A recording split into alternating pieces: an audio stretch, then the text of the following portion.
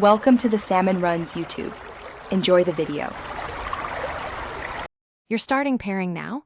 Plug the Barracuda X dongle directly into a front USB port. Do not use hubs.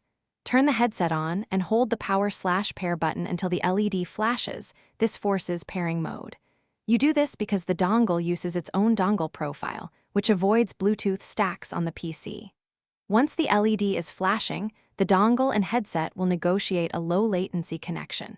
If the PC didn't see the dongle, try another port and check Device Manager for unknown USB.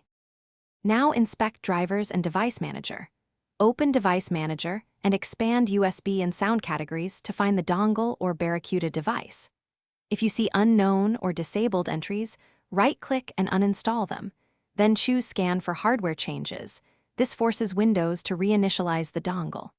You also want to update the Razer Synapse app or the generic USB audio driver because mismatched drivers often block audio routing. Once drivers reinstall, restart Windows so device policies refresh and the headset can register correctly. Finish by selecting the Barracuda X as the default playback and communication device in Windows sound settings. This ensures game and chat audio route correctly. Play a short test clip to confirm both audio and microphone work. If you hear static or no sound, disable exclusive mode and reapply sample rates.